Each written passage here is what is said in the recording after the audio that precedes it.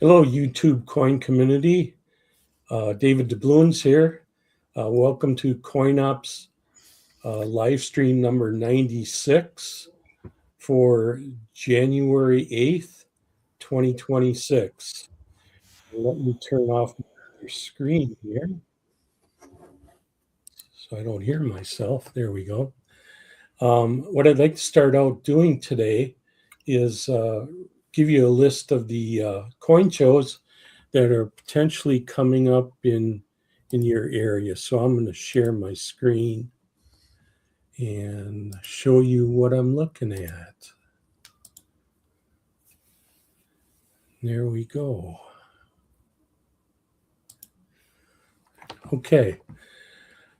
Of course, the big one this week is happening right now, January 8th through January 11th.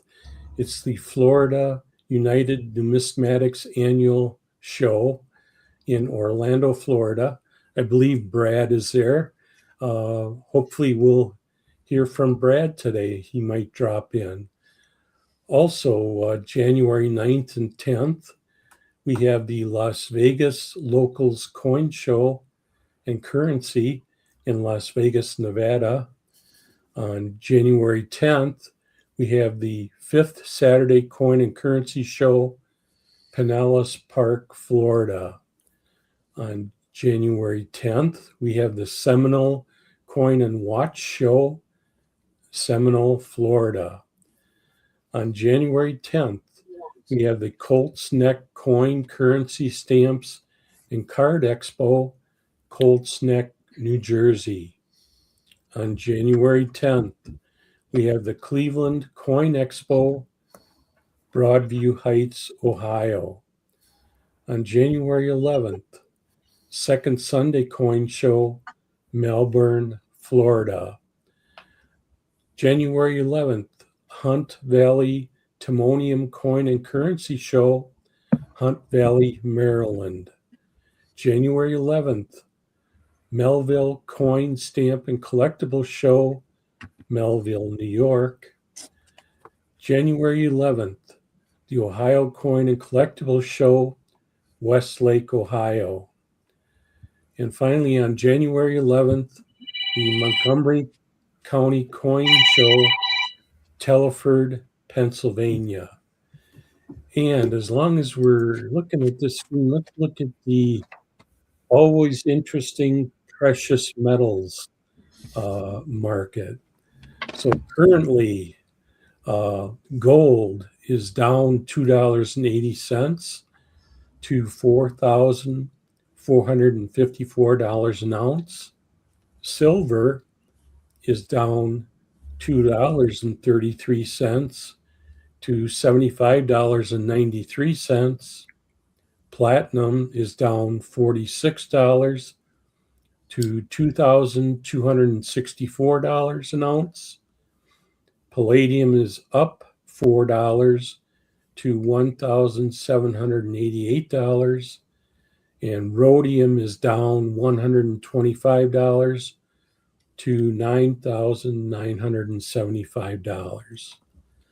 So let's go back to see who we have for a panel today. Hello, B. Hello, Doug.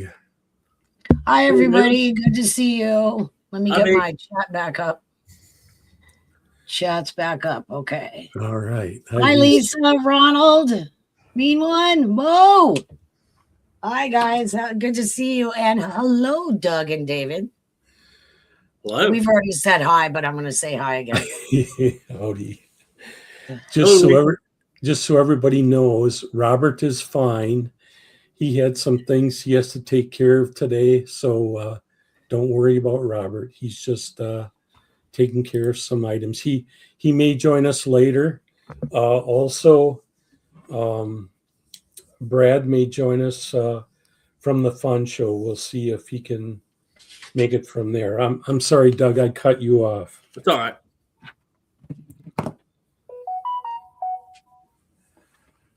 So good to see you. Is that you, David? I don't think so. It's not me. Hello, Meanie.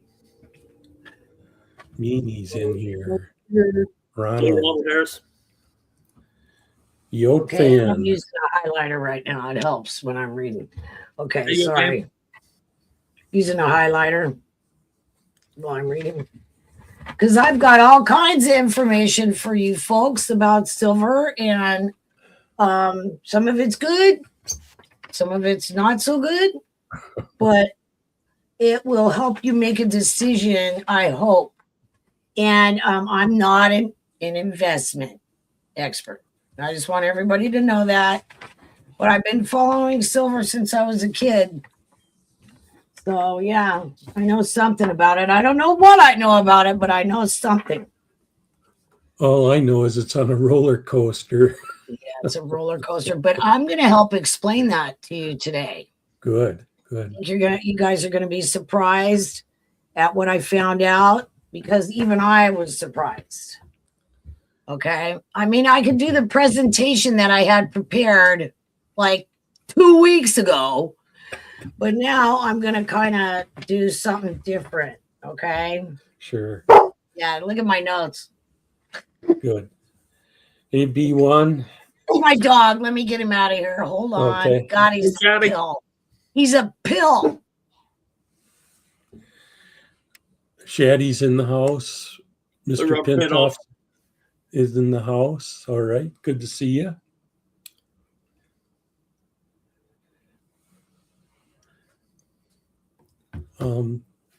Some people that just came in, Robert is fine. He's got some things he needed to take care of today, so he might be in later. We'll see. And Brad's at the fun show. Having fun. Yeah. Okay. I think I have it together. I hope I'm all tangled up. Telling you. Okay. So whatever you guys want to start or whatever. Doug, what's going on with you? Do what? Anything new going on with you? No, not really. Yeah. Same old, B. SOS. We used to say SOS. Remember that one? Yep. Yeah. What is that, David? See, David's always got something. What is that? Tell us all about it, David. Come on. I'll show it under the microscope later. Oh, really? Okay, so that's an innovation coin. Uh-huh. That's what you just showed. They're dollars. There's Dollar. there's And 4. they're the gold ones that are like gold, you know? Yeah. Yeah. Very interesting. Wait, let's see. There you go. I'll put them under the scope later, but yeah, there's 4 of them. This year there's Texas. Texas. Boy, I need new glasses. Michigan, Arkansas, and Florida. So, and they're the reverse proof. So we'll look at those later. They just came out.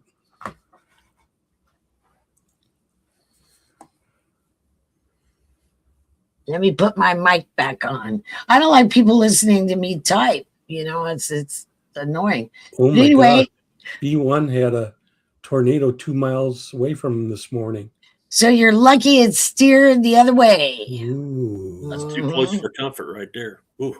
Yeah. You guys, either one of you guys ever experienced a tornado? No. What about you, Doug? No, I've seen funnel clouds I've never touched, but I've never been in an actual tornado before. See, I told you guys what happened to me. Me and that girl were just sitting on the floor in the living room with her front door open, watching it come towards us. Ooh. And so this is a thing in Illinois. They call it the finger of God. Right. And it's like a black funnel coming right at you. And I go, wow, I'm so glad I came here from California. Wow. Yeah, Yeah. Go ahead, Doug. we usually don't get tornadoes where I live. It's surrounded by hills. Not saying you can't get one, but it's now more west of us towards Indiana. Yes, let's get there. Where again are you? What state? Ohio. Oh, you're in Ohio. That's right. So Ohio is like kind of like Illinois in the middle. But you have hills there that keep it from. Yeah, we have a valley. It goes. It's a valley, and then there's hills on both sides of it. And it just, we always said if one ever did get down in that valley, it'd never get out. But so you guys know Alden was in North Carolina, right? Mm-hmm. Right. That's where he was. So, and they never get him there either. Never. And so people were unprepared. You know, they were not prepared for it. And he lost half his hill. I used to text him and we used to talk. And I go, say what? Half of his property was gone. Yep. That's crazy, you know. So I'm sure he just couldn't take it anymore. And plus he was having all these physical problems, you guys. Yep. He just couldn't take it anymore. And when you can't walk, it changes your life, which I have firsthand experience with. So I know. That's why I got a hip replacement. It was like, if I can't walk, it's going to kill me. Yeah, You have to be able to walk, you guys. You got to walk. I went through it for 17 weeks. Oh, so you know. I tore the ligaments off of my ankle. It would have been 6 weeks if I'd have broke it. And being it was tore ligaments, it was 17. Even longer, huh? That's crazy. It'd be better to break it. No, like it would have been. It'd been 6 weeks and it'd been over with. But yeah. I didn't do it that way. And mine was just like, it started out little pain and then it just exponentially got worse. And then you get to where all you can think about is pain. Yeah. That's all you can think about because you're in so much pain. You can't sit down. Yeah, you can't sit down. You can't lay down. You can't stand. You can't walk. You can't do anything. The hip is the worst. And I don't wish that on anybody, even if I don't like them. Because it's just the most painful thing I'd ever been through. And I've been through some painful stuff. But that was just, yeah, it topped it. And my mom, before she passed away, both her hips were bad. Wow. So you just want to, you know, because it's just so painful. Words can't even describe how bad it is. Yeah. So anyway, well, hello, everybody. Invisible Ranch. Yeah, Lisa. Billy's in here. Good to see you, Billy. Billy. Here. Is Hello, Billy Billy. here? Yep. Robert Pintoff, you guys. Good. Yeah, right on. I said hi to Ronald. Who else did I miss anybody? I try not to miss anybody. I'm so glad you guys are here. Zeke is here. Hi, Zeke. Hi, Zeke. Hey, Zeke. We need your support, you guys, right now. Yeah, because it's just the three of us. 1, 2, 3. It's just us. And then Brad might show up like a rock star, you know, near the bathroom. Who was I joking with? Frank or somebody I was joking with about that he's always near the bathroom, and it's so funny. So are you taking, you know, who's going in the bathroom? He doesn't have anywhere else to go. I just like giving him a hard time. Well, he knows he'll get traffic that way, right? That's very true. Just like the one at you know, Sharonville. Yeah, because we were kind of like right out the door, and then, you know, there's the men's bathroom and the women's bathroom. Like, hey, come over here. And they're like, no, nobody will come over and talk to you and stuff. I'm sitting there sweating, and they've got air conditioner. You know, it's nice and lovely in there and everything. And I'm just. It was hot. Man, it was hot. I'm telling you, I didn't even want to go outside. Thank you. You make me feel better because I'm just, even when I was inside, that's what I'm saying. I was. Well, you was leaking, man, big time. It's a German. We just sweat. Oh. Sweat. Like, oh, it's so horrible. It goes in your eyes and everything. It's just so horrible. Now, maybe it won't be as hot this year, being it's a month earlier. It's what? Yeah, 1st of June. It's in June. Yeah. Say what? It's a month earlier. Why? I didn't know that. You guys are telling me something I didn't know. Why is that? Has something to do with the time they could get it. They couldn't get it the time that they usually do, so they had to get it a month earlier. The that space, the convention center, or whatever that space is, what you guys are talking about. No kidding. Yeah. I think it's the 5th and 6th, something like that. I don't know. I always have so much fun. I can't stand it. I'm like a little kid. Woo! I have so much fun going to that and talking to everybody. I have a picture of all of us, and there's like me, Floralina, Diane, Smiles, and there's just like a handful of us girls, and it's all dudes. It's all guys in the picture, and there's just us girls there, it's funny. Yeah, it's a funny picture, and it's something I'll treasure forever. That picture. Yeah. I have ones from the year before and the year before, and everybody looks great, and I just look awful because I'm sweaty. So not fair. It's so not fair. What is that? Candace Owens, her? She just looks flawless and perfect on camera, and I'm, oh my gosh, I wish I could look like that, but that's never going to happen, people. Never. I do my best, but that's as good. I'm not a makeup expert. Like, I'm lucky to get it together, because I would rather do this kind of stuff than spend 2 hours putting makeup on. I just hate it. I don't really like it. You can tell. Anyway, hi, Yod fan. Did I say? Oh, and there's Billy. Hi, Billy. I finally see you.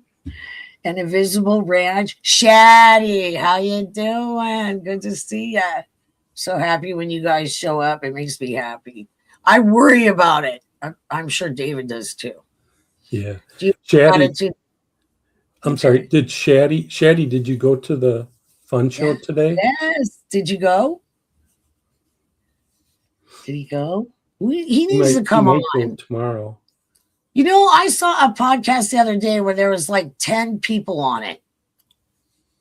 You can get a whole bunch. How many does it hold, David? How many people? I think we can put at least 10 in here. Yeah. So you guys need to come on. Just get yourself a little camera like I do. Little Logitech camera, and Shaddy's going tomorrow. Okay. Is he going tomorrow? Yep. See, I always want to go because this is my my birthday is January 16th. Okay.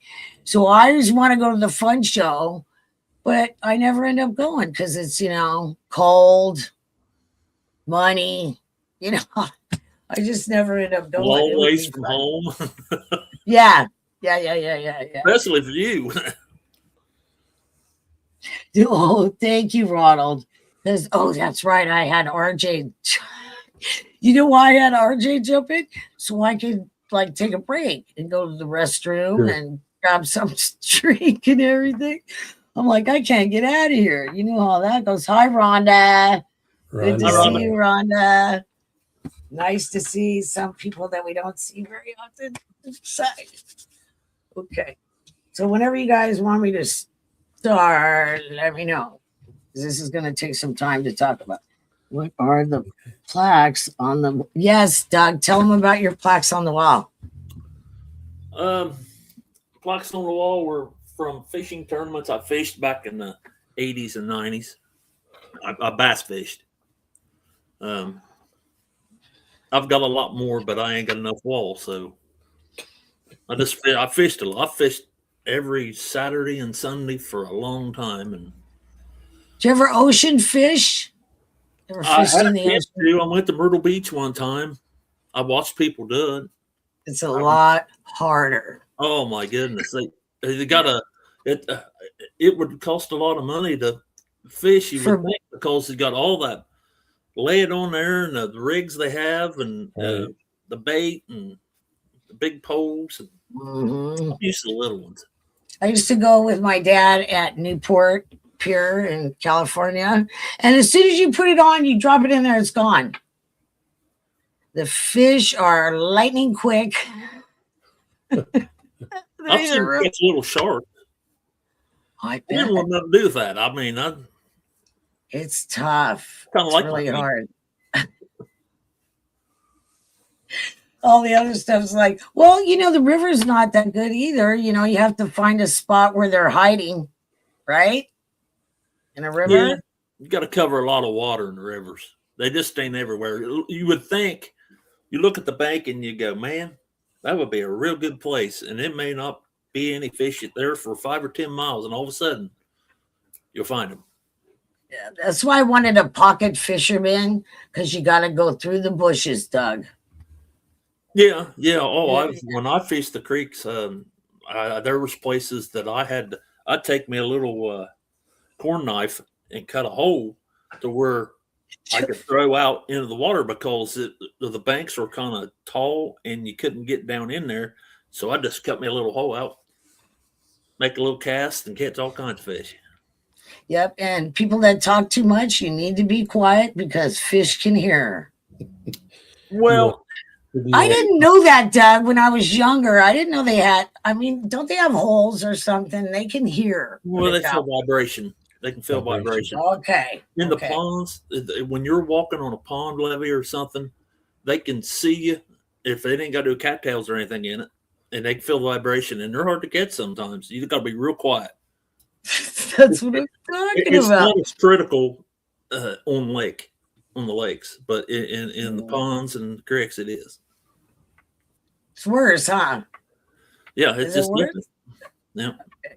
I gotta grab something to drink. I'm gonna have to do some talking here in a second, so I'm gonna grab some. Sticks for Fire. Good to see you. Hey, Sticks.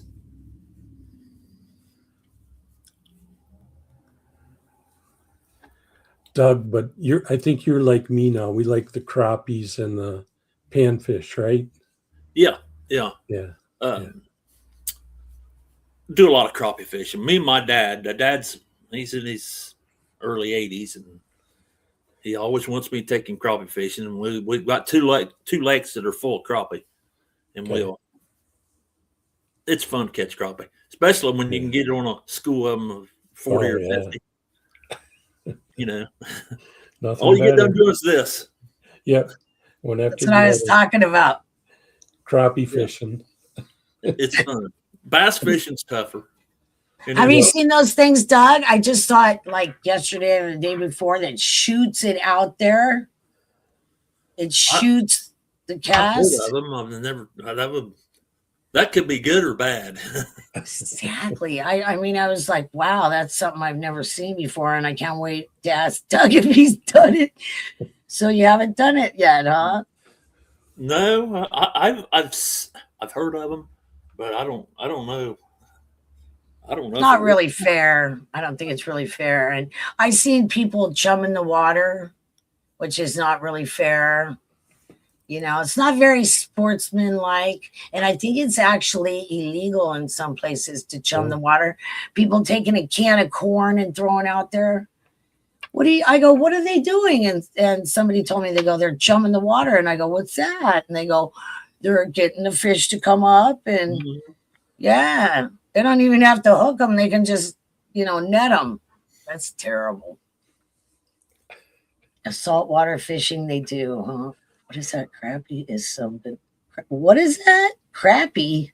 Crappies, yep. Crappies. It looks like crappies, sorry. Well, depending on what part of the country you're in, they call them crappies. Yeah, I don't even know what those are. So I'm from the West Coast. I have no idea. Find the picture for you. Yeah. Really, you guys? Are they good eating? That's all I care about. They taste good. Yep. Interesting. They're not, are they big? Oh, probably the biggest one's 12, 14 inches, right, Doug? Yeah, in our area, yes. That's bad. 16 maybe. But 16. You go down south towards South Carolina, I've used to fish Santee Cooper Reservoir, and there's certain times a year 2 pounds average. I mean, really? 5 pounders. Wow. Ooh. You and I have to go there. Oh I man, got to see the salmon ladder since I've been here. You know, where they go up the ladder and stuff. Yeah. I go, what is that? I had no idea what I was doing because I didn't even know. They go, we're going to the river, and I go, okay, and that's that was it. And then next thing you know, we're at the fish ladder and all this kind of stuff where they go up the ladder and everything, and I had no idea what was going on. But everybody that was there that was fishing knew. Sure. Guys, man, they all knew. They all knew what was going on. And there's a big sign that says you cannot fish here and everything and all this kind of stuff.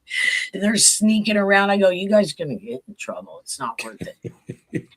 It's just not worth it, But they thought it was cool, whatever. Yeah, pretty neat. We lost Doug for a second there. Yeah, I see that. Yeah, we did. I'm back, Lee. Okay. So let me ask you guys a couple questions before I get started. Okay, so there's two types of silver. There is, investment and industrial, right? Okay. You guys know this, right? So industrial is going to guide what happens with investment, basically.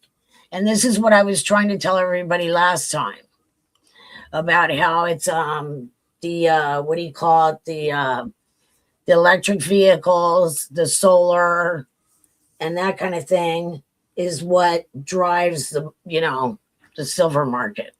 And whoever has the most and is basically deciding whether they're going to buy it or not, the tech. You know what I'm saying? The tech. Yeah. Because if that doesn't exist, then it doesn't exist, period. You know what I mean? It really doesn't even exist. It's what they're using it for. And they buy it up. And then if there's anything left, we get a little scrappings, us investment people. And that's how it works.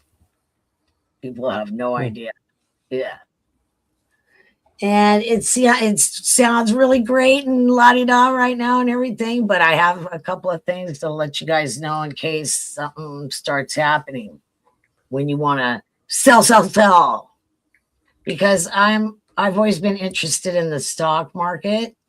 I find it interesting, and I think it drives the whole economy. Or basically, our whole economy is based off of it. Whether we want it that way or not, it's the way it is, Right. Right. So, David, you have anything else you want to discuss with us? Wonderful. Not right now.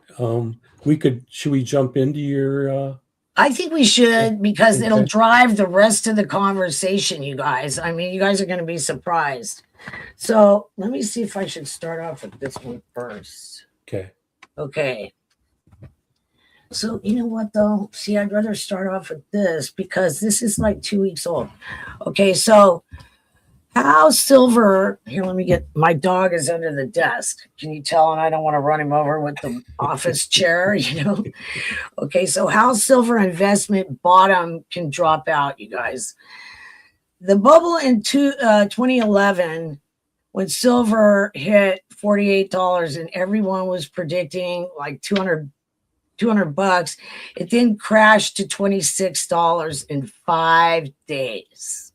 Okay. Oh, and I want to make it clear, I'm not an investment professional and I financial investor, and I'm not giving anybody advice. I'm just trying to, explain some things to some people that might be interested. Okay. It crashed to $26 in 5 days. That is a 46% collapse. wow. Okay. Fortunes were destroyed and margin calls wiped out accounts. What if your $10,000 investment becomes $2,000, which is very possible? The setup for the crash is being built as we speak. There is one missing detail in every silver to 150 prediction, and why that detail is so important. Okay, so leverage is super important, you guys, and this has to do with the industrial part of it. Most of the silver being traded is paper, and it is built on debt, forced debt. It's built on debt and forced liquidation, and margin calls force traders to sell. Okay, so 60% of silver demand is industrial, 40% is investment and jewelry.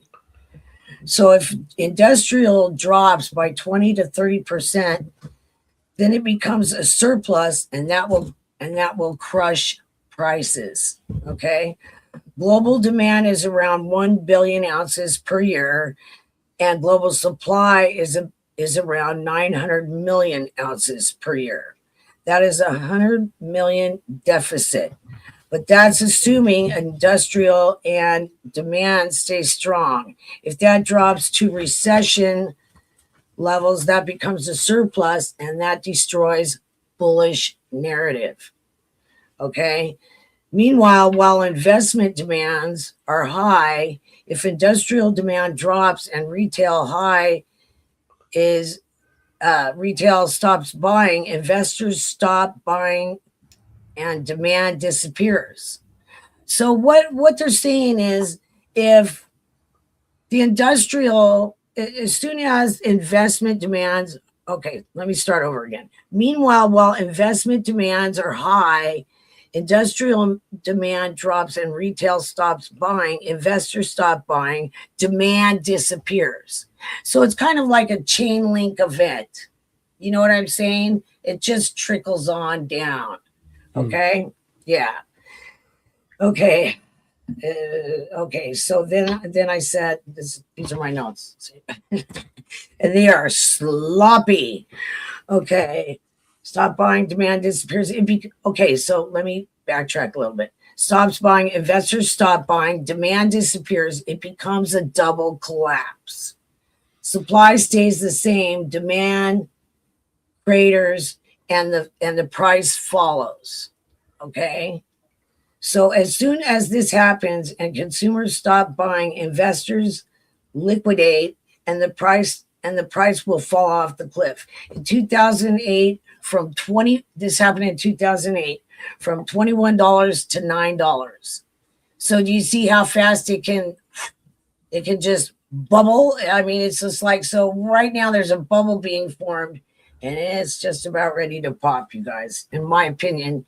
Robert can disagree with me. You guys can disagree with me, but I'm thinking it's coming. Hey, B, can I ask a question? Yes. So yes. the 2011, was that when the Hunt brothers tried to I didn't check that. Check that while I'm talking, David. Okay. Is that because we all remember the 2008 one? Okay. Was the 2011 the one with the Hunt brothers where they tried to corner the market? 2008, I thought. Those guys are crazy. I think so. 2008.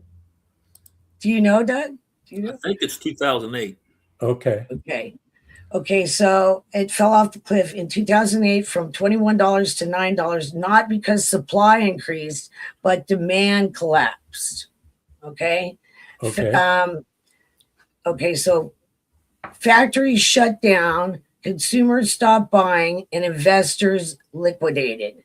And then the price went, fell right off the cliff. If demand collapses while China floods the supply back into the market, causing high supply and low demand, leverage lows, and margin called, that is how it can drop the price incredibly quick. So China might flood the market.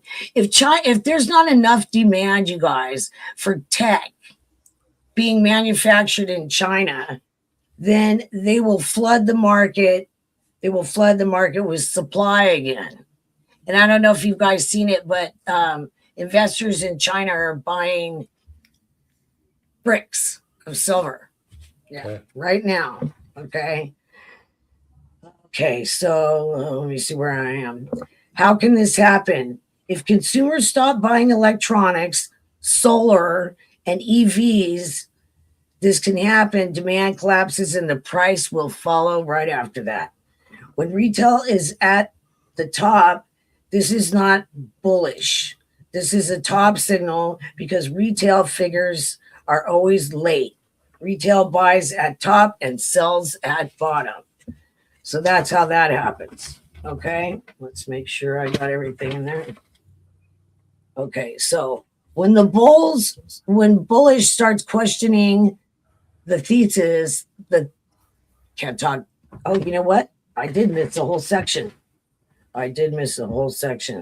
So let me see. Hang on a second. So what I was talking about is China export reversal is what they call it, you guys. Okay. So man, cloud floods. Yeah. See. So that's 1, 2. These are these the warning signals I wrote down? Nope. Here we go. So let me make sure I'm on the right page because I did not mark my page numbers. Bad girl. Okay, yeah, so here I was. So I believe the top is near because when people and investors are telling you to buy silver, the top is near. That is called retail euphoria.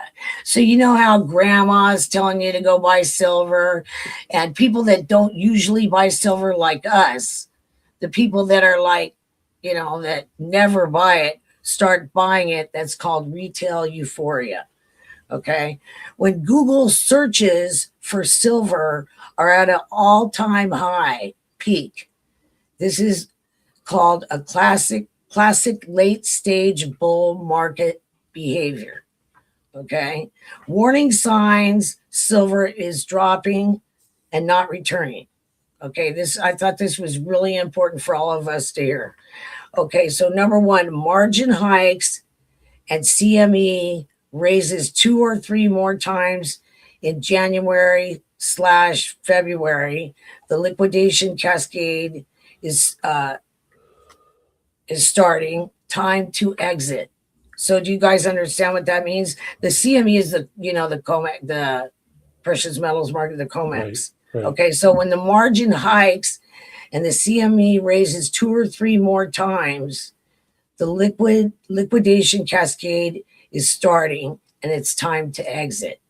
So what I'm saying, you guys, is I'm going to give you warning signs of when it's time to sell. Okay. Number 2, China policy shift. If there is any official statement or leak about easing export restrictions, sell immediately. Don't wait for confirmation. The market will not wait. So a lot of people think they can ride this out, right? I had a big feeling this was not going to happen, you guys. My guess for high silver was $51, you guys. I didn't think it would reach what it's reaching now. And what happens is, you guys, the higher it gets, the harder it's going to fall. That's the problem. And it's going to fall eventually. And we all know that, I think. Yeah. Okay. So demand data and watch industrial demand reports, you guys. Okay. If any industrial shows decline, this is a red flag. Industrial demand drives the market. Okay. ETF flows. If silver ETF flows show consistent outflows for 2 or 3 weeks in a row, the retail exodus has begun. Late, but you're late, but you're still actionable. You can still do something about it. Okay. Don't give up, you guys. So these are the warning signs. The first one I've already said, margin hikes and CME raises. Watch for it. Okay. Number 5, I have sentiment shift. If the tone on social media goes from euphoria to doubt, the top is in. So what I mean by the top is in, once it reaches the top, you guys, that's when it's going to start to fall. Okay. It's going to happen one way or the other. Okay. And when the bulls start questioning the thesis, the crash is there. Okay. Number 6, technical breakdown. If silver breaks below key support levels and stays there, the chart is telling you the rally is over. Do not fight it.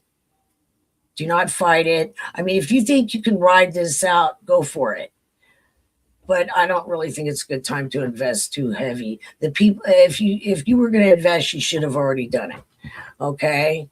So, and the last one I have is technical breakdown. If silver breaks below key support levels and stays there, the chart is telling you, like I said, the rally's over. These are 6 warning signals. And if you see 2 or 3 of them, reduce your risk.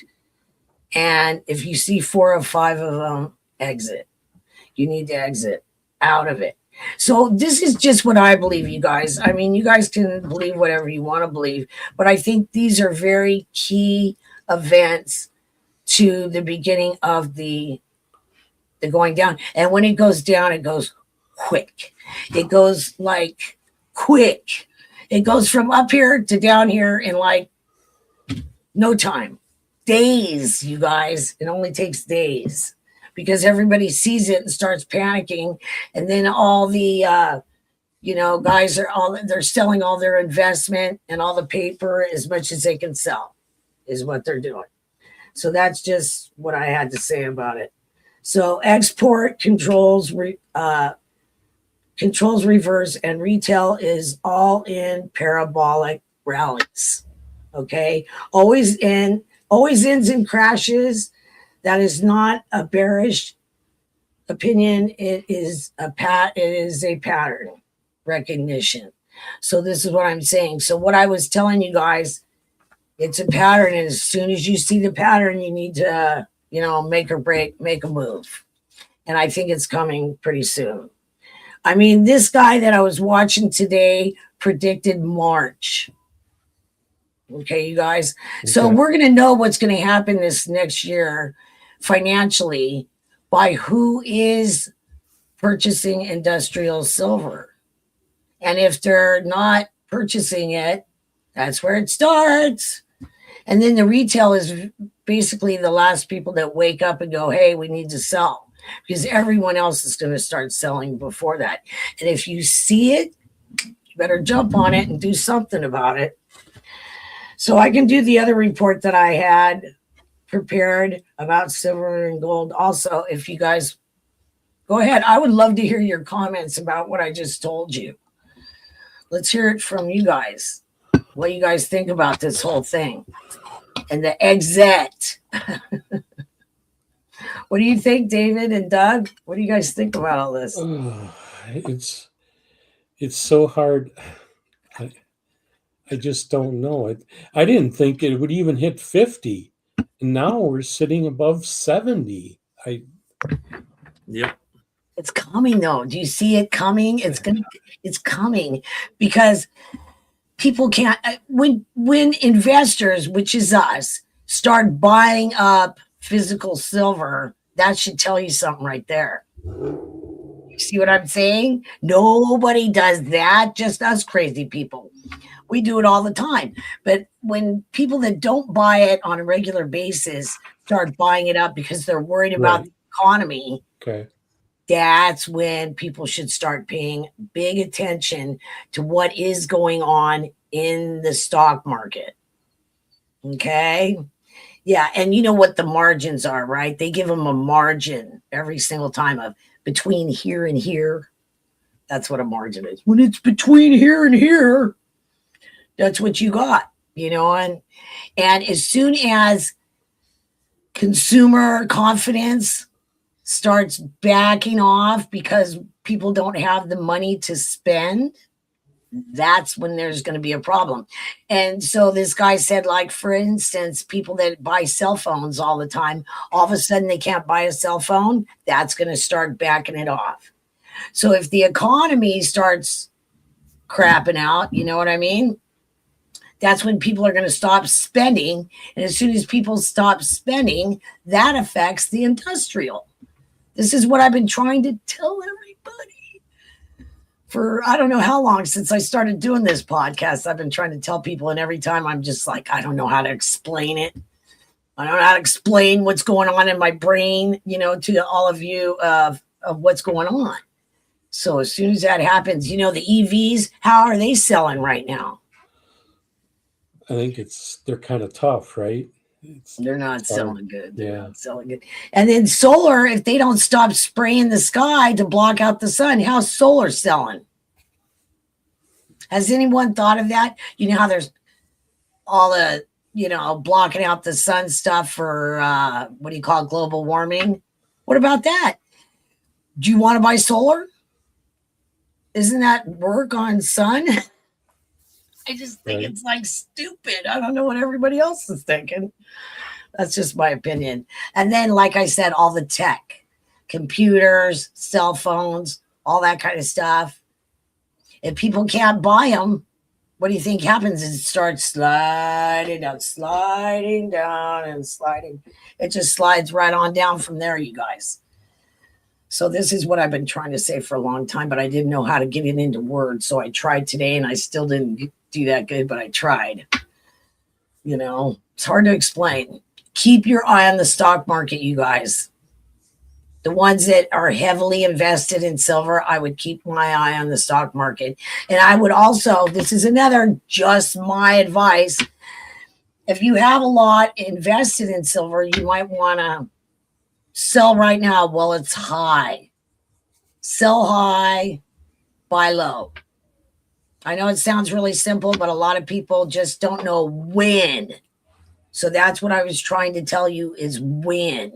You see with these warning signs, that means it's coming and the bottom's going to drop out. It's coming.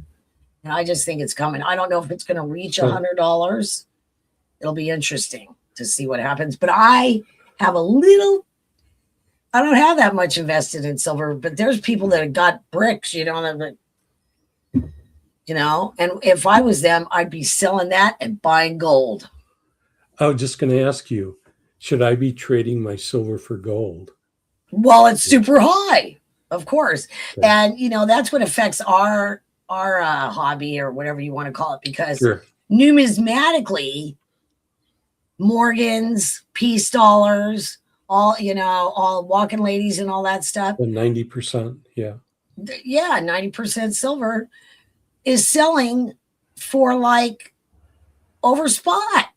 Because nobody cares about what's on it. Nobody cares it's a beautiful coin and everything. Right now, people are just going, jing, silver, silver, silver, silver. And they don't care what's on it. And we love them because they're pretty, beautiful, and they're historic. And we love coins like that in that way. But not everybody does. So when it's really high like this, it's getting melted. People are melting it. It sucks because then we lose out. But we can also win out. Like I said, it's all how you perceive it. We can, win by buying them cheaper because people are selling them cheaper. Morgans are always, high. So you might as well get it. Well, people don't care about it. They don't care who's on the dollar. They don't care how old it is. We do. They don't care. And they just sell it like crazy. Oh, how much is it per ounce? And they just, they go sell it. But David told me last week that Harry's was out of silver, and I still haven't checked. Just about. But now he does have some this week. He got some from some people that sold. Yep. Correct. That's the only way it's going to, So if my math is right, the gold to silver ratio right now is 58-1. So what is there a magic number? I wish there was, David. Okay. I really wish there was. But I mean, so like I was saying a few minutes ago, if you have, investment and then you have numismatic, I would probably sell high right now. Yep. Because I don't know how much higher it's going to get. I'm sure it might go to 80. It might go to 80. But like I'm saying, eventually, you guys, it's going to go back down eventually. And it's all due to the economy, how our economy is at the time. And I don't think it's real strong right now. I mean, it's better than it was, but I don't think it's good enough to sustain that amount per ounce. That's just my opinion. I'm not an expert, but that's just my opinion. And I can also, like I said, I can see, this is the report I did last week. And number one is China and global supply pressure. That's what I was going to talk about last week. Yeah. So Mr. Pintoff is saying usually if What's he saying? the bottom falls out of one metal, it drags the others along. He's 100% right. Okay. Yeah. Mr. So- Pintoff So knows. doing a swap really doesn't gain you Right. anything? But if you can't do anything else, Robert, then you got to do something. You got to do something, or can you ride it out? Because when it's going back down eventually, you guys. Like I said, it doesn't control. Like I said, doesn't control the stock market, but it has a lot to do with it. The economy has a lot to do with it. It's all about like I was saying, in consumer confidence. Consumer confidence. What we buy drives everything, you guys. If we're not buying anything, no one's going anywhere. You know what I mean? Yeah. So would you like me to read what else I have? Oh, sure. Because it's I'm sorry. very interesting. Yeah.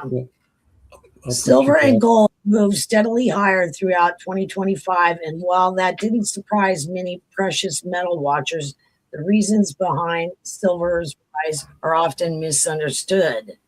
Most silver only reacts to inflation or stock market fear, like I was talking. That's part of the story, but not the whole story. I like to think of silver as an economic thermometer. It doesn't usually cause market shifts, but it does reflect what's happening under the surface, especially when it comes to inflation pressure, interest rates, geopolitical risk, and confidence in the financial system. When investors get nervous during high inflation, banking stress, or global conflict, they tend to move money out of riskier assets and into things with tangible value. That's what we call a flight to safety, and silver is often part of that move, right alongside gold. But the opposite is also true. When stocks are soaring and returns look easy, silver often gets ignored or sold off as investors chase higher yields elsewhere. So falling silver prices can sometimes signal optimism and confidence in the broader market. That's why I keep saying silver doesn't control the market, but it does control sentiment. Lately, a lot of people have been asking me, does silver affect the stock market? The short answer is not directly, but silver acts like a financial weather vane. It doesn't control the wind, it tells you which way it's blowing. Now, here's where things get interesting. This current rise in silver isn't being driven primarily by inflation fears or climate narratives. What's really pushing silver right now is industrial and strategic demand, especially from nuclear, solar, defense, and space technologies. And that brings us to what many are now calling the silver squeeze. Oh, yeah, I forgot to mention the silver squeeze. Let's break it down and what's behind it, okay? Like I said, number one, China and global supply pressure. China has been tightening exports of key industrial metals, including silver. Anytime a major producer or processor restricts exports, global supply tightens and prices respond. Silver isn't like oil. You can't just flip a switch and produce more overnight. Mining timelines are long, refining capacity is limited, and much of the world's silver comes as a byproduct of other metals, not from primary silver mines. And you guys know it's a byproduct of copper, right? Okay, so that makes supply shocks especially powerful. So number two, silver becomes a critical mineral. The U.S. Geological Survey has officially added copper and silver to its list of critical minerals, Right. which is a major shift. This is what Yeah. I was going to talk about last week. Yeah. Yep. That designation isn't symbolic. It opens the door to Title III, of the Defense Production Act, which allows the government to directly support domestic mining, refining, and stockpiling for national security. Once a metal is labeled critical, it's no longer just a commodity, it becomes strategic. Number 3, electric vehicles and advanced batteries. Silver demand from EVs is often underestimated. According to Samsung and other battery researchers, some advanced EV battery designs may require up to 1 kilogram of silver per vehicle. That silver dramatically improves connectivity, efficiency, and heat management. What's the payoff? Ranges approaching 600 miles per charge, and charging times measured in single digit minutes. So do you guys understand that? Okay. If even a fraction of the global EV market adopts this technology, silver demand skyrockets, and that demand is non-negotiable. You can't substitute plastic or aluminum for silver in these applications. Okay. So number 4, nuclear energy and national security. This may be the biggest piece of the puzzle. Advanced nuclear technologies, including nuclear fusion, require enormous amounts of silver. Estimates suggest up to 56,000 ounces per reactor in certain designs. The U.S. government has made it clear that nuclear energy is now tied directly to national security. That includes the deployment of small modular reactors, SMRs, for military bases and critical infrastructure. When the military needs silver, it doesn't shop for bargains, it secures supply. Okay. Number 5, solar, not on Earth, but in space. And I don't know how many of you guys know about this. Okay. Finally, let's talk about space-based solar power. Solar panels in orbit don't deal with weather, atmospheric interference, or climate conditions. They operate at maximum efficiency, and silver is essential due to its unmatched connectivity. I can't pronounce that really good, but I'm trying. As satellites, defense systems, and space infrastructure expand, silver becomes a core material. This isn't consumer demand, it's government and defense demand, which tends to be long-term and price insensitive. So what does all this mean? Silver isn't just a hedge anymore. It's not just poor man's gold. It's becoming a strategic industrial metal caught between tightening supply and accelerating demand from technologies that modern economies and militaries cannot function without. So while silver may be driving the stock market, it's clearly telling us something important. Demand is structural, supply is constrained, and silver's role in the global economy is changing. And that's something worth paying attention to. Silver throughout history, when demand outruns supply, this isn't the first time silver has been squeezed, not even close. Historically, silver shortages tend to appear at moments of systemic stress. In the 16th century, massive silver flows from the New World reshaped global trade. And when those flows slowed, economies felt it immediately. Remember the video I did on the bullion? Right. Yeah.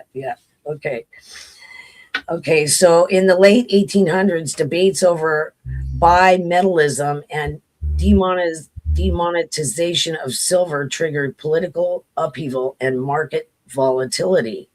In the 1960s, the U.S. faced a silver shortage so severe that it removed silver from circulating coins entirely. Each time the pattern was the same: rising demand, limited supply, and government stepping in. That's a pattern worth remembering. What does this mean for collectors? For collectors, rising silver prices don't just affect bullion, they reshape the entire numismatic landscape. When silver rises, common date silver coins disappear first as melt value rises. This is what I was telling you guys. Dealers become more selective about what they sell versus what they hold. Lower grade material gets melted permanently, shrinking the collector's pool. Okay, this is how scarcity is created retroactively.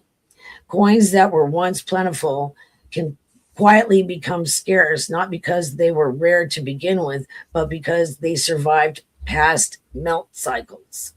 Historically, many classic US coins owe their rarity not to low mintages, but to melt events during silver spikes.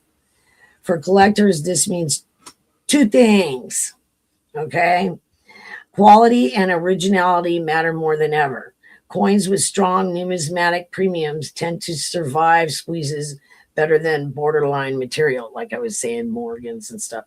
Okay, so what this means for stackers, okay? Stackers live in a different world, but they're watching the same signals. For stackers, silver squeezes often trigger premium expansion on bullion products, supply delays, or outright shortages, a widening gap between spot price and physical price. This is where many first-time silver buyers get confused. Spot might say one thing, but real silver in hand tells a different story. During past squeezes, physical silver often traded well above paper prices, especially in retail markets. That gap is a sign of stress in the supply chain, not manipulation theories, because a lot of us believe that. Stackers also tend to think in ounces, not dollars. When industrial demand rises, those ounces become harder to replace.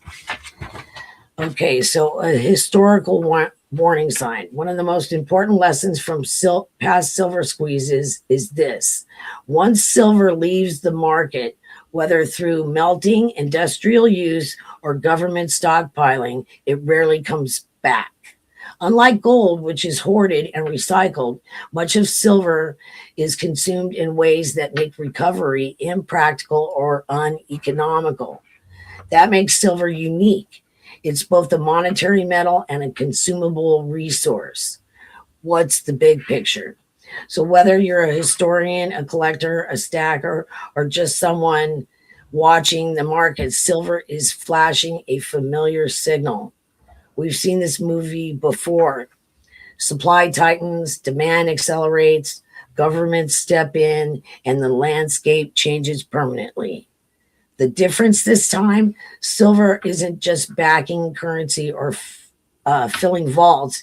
It's powering the technologies shaping the future on Earth and beyond.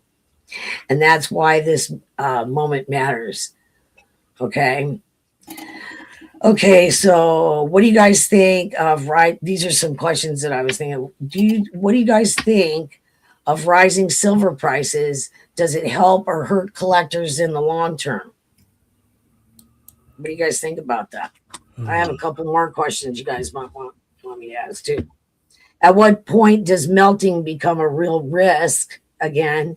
And is silver still the poor man's gold? Or is that label expired? What do you guys think? It's an earful, isn't it? It is. It's an earful, but I've been thinking about it a long time. So. My thoughts be that I ask myself, well, why do I do this? Why do I put silver aside and things like that? And it always boils down to me is that it's protecting. I think it's protecting my investment. I'm so leery of the dollar. Robert keeps saying the dollar is pixie dust, I think is the term he likes to use. Yeah. So I'm going to fight to try and keep every physical ounce I have, or possibly convert it into some other metal, but not into fiat dollars. I'm just afraid of it. I'm just afraid of it. It's volatile. It's volatile because, like I Yeah. said, it supplies two things. You know what I mean? Yeah, it's a dual thing going on there. You got two things going on there, and it's a teeter-totter. It's a teeter-totter. It's an act of like, okay, well, I'm going to do this. And then if I do that, it's going to go like this. And then it's going to go like that. And if I do this, then it's going to go like that. And it just, that's what it does, you know. But that was really interesting about the Koch brothers. They thought they were going to corner the market on silver. Crazy. I don't know what they were thinking, but they were trying to, you know, out finesse it or something. You know what I mean? That's an interesting story. We should do a whole deal on it, a whole podcast on the Koch brothers' little idea. They thought they were gonna, you know. What were you gonna say something, Doug? Were you gonna say? Did I interrupt you? No, I'm just listening.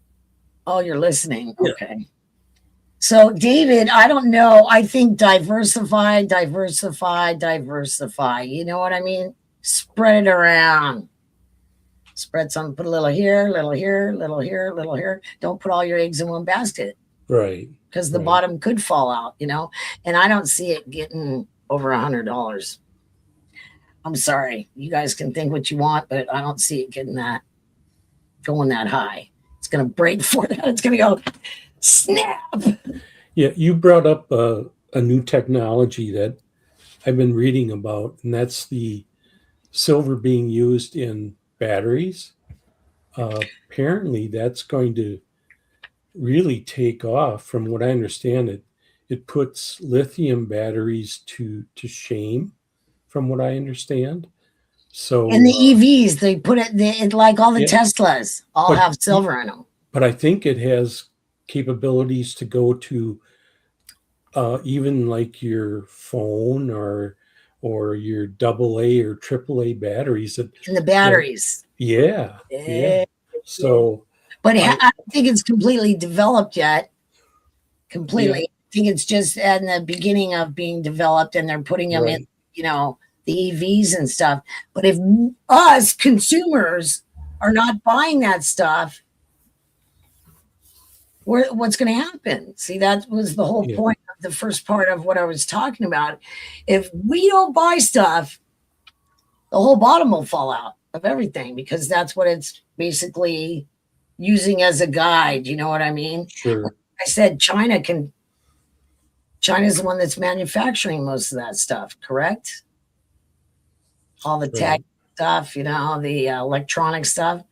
And so, you know, they can screw it up for everybody really bad if they want to. And they can just flood the market with a bunch of silver because they have a bunch.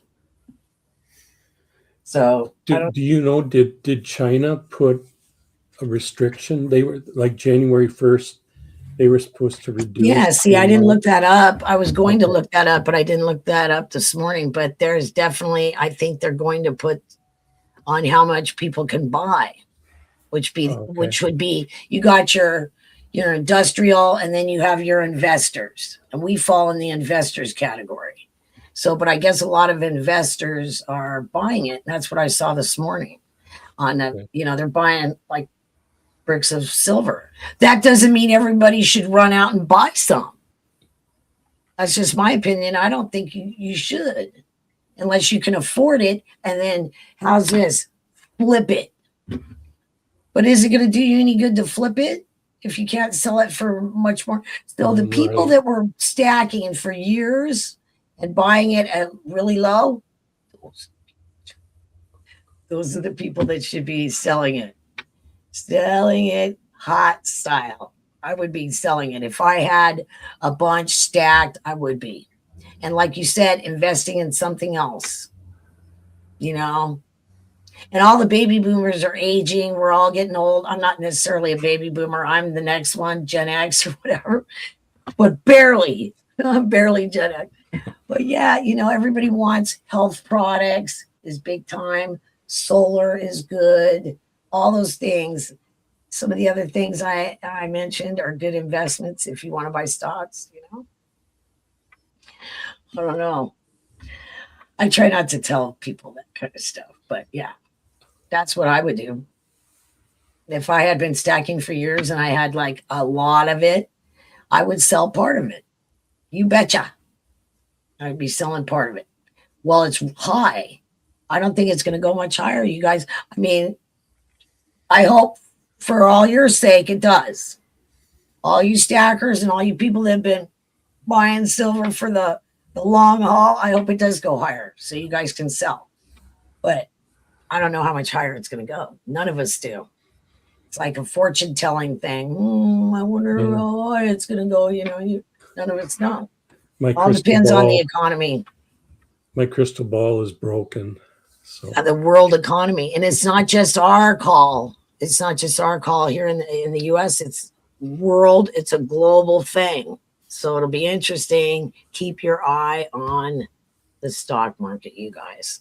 And any indications that it's topped. It's topping out. It's close. That's just my opinion. I think it might top any time now. Because it's what, 74? What is it, David? You told us at the beginning. Silver right now is 77.03. 77. Yeah. So it might make 80.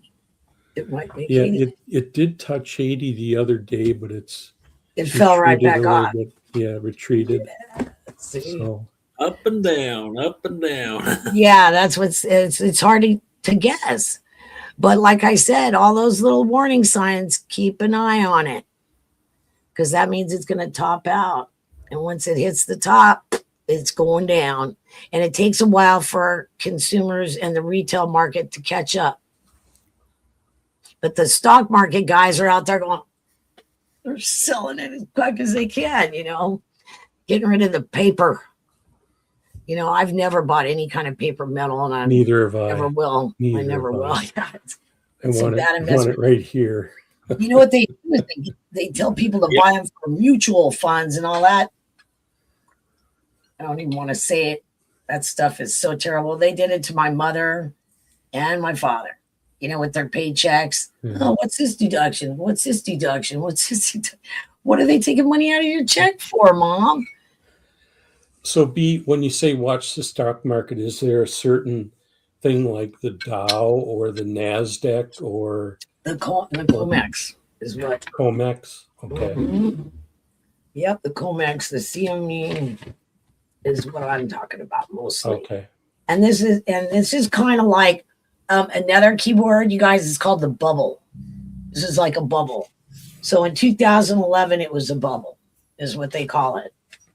So you guys need to know all their little words, they have them. I thought it was the funniest thing I'd ever heard. SPV, special purpose vehicle. I go, is that a car? When they were talking about the stock market, guys, SPV. You guys come up with some good stuff. Some good little words they make up. It's so funny. And hedge, you hear hedge fund and immediately your mind goes to a green plant, with a hedge, I think it's funny, but they like to make them up. So all you guys that are stacking, you guys got a lot. Sell some of it. So you at least get to make some of that money back. You know what I mean? You bought low, sell some of it. I don't think we're going to run out anytime soon. It's just like I said, it takes a while for it to be mined, manufactured, because it's a byproduct. Mined, manufactured, blah, blah, blah. Did you say it comes from copper? No, it's a byproduct. Who Okay. knew? Oh, it's one of the byproducts of it. Yeah, who knew? I didn't know that either. I found that out recently that who knew? And I'm sure the chat has a lot to say about all this. What do you guys have to say about this? I want to hear what you guys have to say, like Ronald and stuff. Hi, Bill. Good to see you. Bill's been selling a little. Yeah. What do you guys think about this? I'm hoarding my silver. Okay, now Ronald, if you're hoarding it, what's the point? This is what I was trying to say. If you're going to hoard it and you bought low, sell the stuff you bought low. sell it right now. Well, it's high because I don't think it's going to get much higher. Like I said, if it reaches $100, I'll have a heart attack. You guys be seeing me going like this. Oh. Hey, that's one thing we need to do is we need to make a prediction for the end of the year, right? But we should. Yeah, but I don't know if it's going to make it. I don't know. Maybe I don't know. But we should talk to Robert about it and see what he Yeah. thinks about this whole thing. We got to wait for Robert and Brad. So. And Brad's at the fun show near the bathroom, right? I'm not sure where he It's is so funny. located. He's having fun, I'm sure. That's why they call it the fun show, and I never get to go. It's freezing here. What's the weather like in Florida? Beautiful and sunny or something. It's got to be better than here because it is just raining and nasty and cold. Cold. I don't like cold. Be happy to be in Florida. No problem. Yes, yes. Okay, so I might be able to trade it for a car one day. Okay, so I'm just saying you guys don't hang on to it too long. You don't want to lose. I mean, you could so if people that are buying in right now, be very careful that you're buying in because it's actually high right now. So what you buy in high, you either turn around and, sell it, or you got to ride it out, ride the storm out and make sure that you're going to hope it's going to make it to where. So any of you guys that bought in, like I said, bought in low, sell some of it.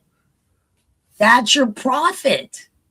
That's your whole profit. Otherwise, it's only going to go so high, you guys. That's all I have to say. It's only going to go so high and it's going to eventually come down. How low, I don't know. But it's still going high. So good luck, you guys. I hope you do good. I hope all you guys do good that bought low. Yeah, right on, man. I don't have nothing stacked like stacks. Are you kidding? No. I'm too big of a chicken to do that. Back whenever all you guys started stacking, you stackers, when you guys started. Yeah, no, I'm too big of a chicken. Do you know how to put their comments or their stuff up on the screen? Oh, David? I can. I'm sorry. Yeah, you should do that when they have their questions and stuff. I don't know how to do it. So it's to say I'm going to hold it long enough to buy an airplane for the cat to fly. What does Robert Pintoff say? Some people are buyers, some are sellers, and some are holders. Buy numismatic. I agree, Mr. Pintoff, 100% behind you. What I was talking about earlier with the grandmas and, the barber and the grocery store clerk and stuff, when they start buying, that's time to take notice. And that's what's happening right now. Consumer euphoria, silver euphoria. People get all excited. What else can we put up, David? I got 60 ounces at $45 about 3 months ago. Yeah, see, there you go. That's great. That's good. And so, I understand why they don't want to sell too. I understand that, part of it too, because you're like, oh, well, I got it this cheap. It's going high. But people usually don't react fast enough. Just think about it. And then you can always buy more. If you think it's going to continue to climb, you can always buy more or just sell a portion of it. Make your money back. Goodness sake, make your money back. You bought low, it's high. Sell some of it right now. I would be. I don't have enough to sell. I'd be all over it. I don't have nothing really that big. My goal is to buy 2 ounces a month. There you go. And I think that's how a lot of stackers do it. Don't you? I think it's cost averaging. Yeah, they no matter what, they're just jumping in, which is not a bad idea. Or they have a little bit, like a little tiny bit that they buy each month, like he's saying. Right. And I'm not, a stacker, but that's what I've heard other stackers do. Yeah. That's how they do it. And financially wing it. They just buy a little bit every month, put that money away, and it's like money saved. I am a saver though. I don't buy. I'm not a stacker, but I'm a saver. And I just put it away like I don't have it. I don't even think about it. It's like gone. B1 wants a kilo. But yeah, don't we all? Hey, David, Sir. are you going to put those innovation dollars under the scope? Oh, Oh, there you go. Get on Sure. him, Doug. let's see here. Like I said, Get on him, Dougie. Let me see if I can get this to work.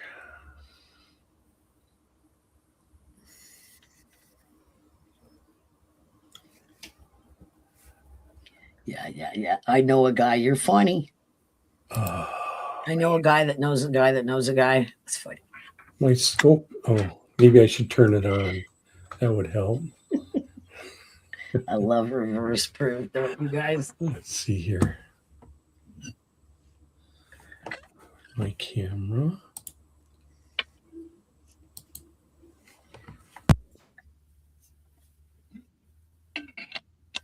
Who's that invisible ranch? I will starve rather than sell.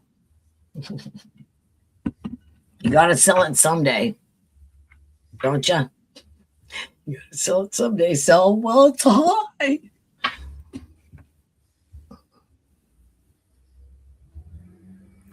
Oh, look at that.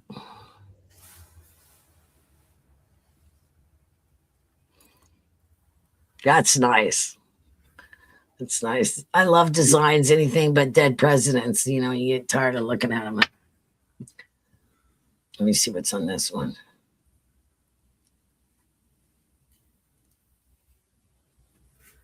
What are we looking at now? That's a ship, right? And who is that?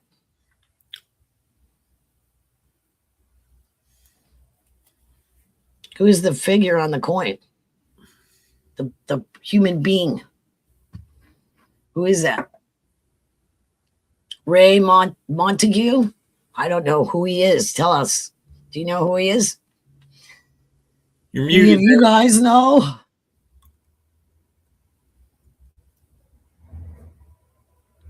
You guys know who Ray Montague is?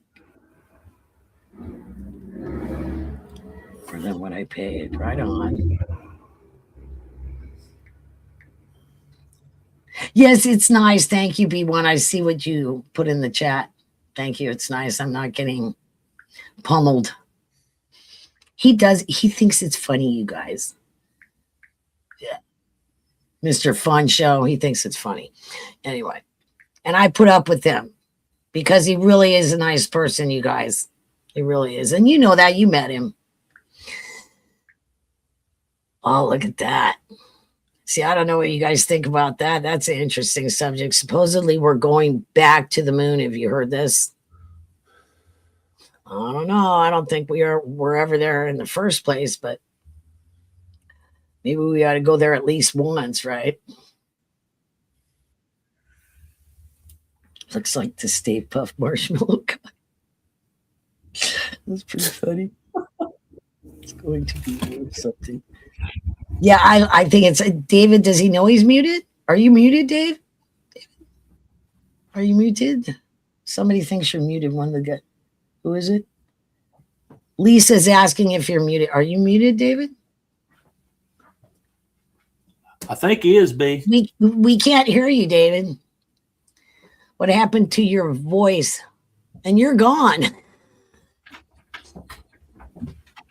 We can't hear David, and Doug has disappeared. How about now? Oh, we can hear you now. Oh, Okay. sorry. Right on. Right on. Okay, so now here's Yod Fan. He says Yod, Ray yeah. helped design the modern fast Frigate. frigate. Yep. A lady. Wow. That's interesting. Thank you. I had no idea who that guy was. Don't know that much about that. Unless he AZ. Good to see you, AZ. Those are nice, David. Nice comments. Now you can hear me? You know, Yes. I think sometimes when I put my camera on, it turns my sound off. Really? Yeah, it's weird. It's weird. I noticed the parrot. Where's the parrot? Grandbaby. They're back there. They're up on. Oh. See them now? They're up on the post. Yeah, I see him. It's What funny. is he coins? Grandbaby grabs that sucker. I can just see it running around the house, swinging it like this. Little kid. That would be funny. Let the kids earn their own money. We are spending ours. They're getting nothing. LOL. I'm reading the glow and vet and fire. That's funny. My wife said, let the kids earn their own money. We are spending ours and they get nothing. That's what RJ says. They get nothing. You get nothing. He says that a lot. And you get nothing. That's funny. You know what, B? Brad must be really busy today because he ain't come on here yet. I know. That's what I mean. What time is it, you guys? Yeah, that's a good thing, I reckon. It's almost 1:30. Well, you know, he's schmoozing. You know what he does. You've seen him. That's what they all do, Doug. That's what coin guys do, you know. And, you know, guys like him, there's a lot of them. Different businesses, not just coins and stuff, but they schmooze a lot. He gets real serious when he's got something going on. Did you notice that at the coin show, Doug? He's like, all of a sudden, he's like, oh, and he's not even, he's talking to you, and he just walks away. It's like, see you later. Mm-hmm. Talk to you later there, buddy. Yeah, he's like that. But he's an all right guy, you know. He's just a little obnoxious. A little bit obnoxious, and I put up with him because he's really a good guy. I shouldn't have to convince you, but seriously, he really is a nice guy, you guys. He thinks he's funny. It's like, boom, boom. And he's picking on me. He thinks it's funny. Him and Nick, boy, they get into it good, huh? I'm telling you. I don't get that into it. I just go, yeah, and I walk away from him. You guys know how I am. I was like, okay, keep talking. Blah, blah, blah, blah. I'll go do something more important. Making money comes first. Trying to make money. Aren't we all trying to make money all the time? Any of you guys know of any good investments right now? You should share it with all of us. Anything you've heard? We always want to hear it. I know a guy that's looking for investors for his, he's got a game coming out, video game coming out. Oh, He's trying to get investors for that. It's 400 a share, I think. 400 buy-in. He left me. What is this? Yeah, I didn't get B1. Nobody's ever left me any money either. I'll be lucky to bury myself. That's what we all need to do that and just put that aside in case we die. Nobody wants to pay for that. And I don't want to take my last plane trip home in a casket. I would like to look out the window. You know, on the last trip back to my homeland. Anyway, I sent out Frank's and 949s. Frank seems to have, he seems to like it, and I haven't really heard anything from 949 yet. But I didn't really get to check too much of my email, you know. But I think they both turned out really nice. I have pictures on my phone of them, but I don't have them haven't put them on the computer, so it'd be hard to share the pictures, you know what I mean? But I think they turned out really nice, and I think it's pretty funny what it says. You know, let me see if I would have to send them to my email real quick. Let me see, guys. It's kind of a pain in the butt. Let me see.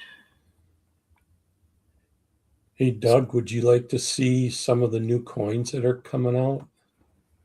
Yes. They're pretty quick. I think that's what he was asking you, David. Okay, let me see.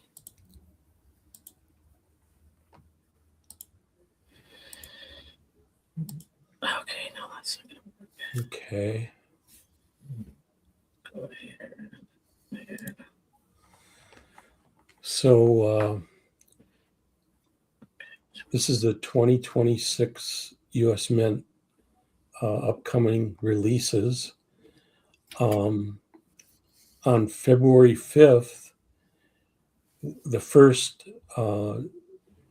new quarter design will come out. It's the Mayflower Compact is what they're calling it. Yeah. So it's kind of interesting design. Yep. And there's a reverse.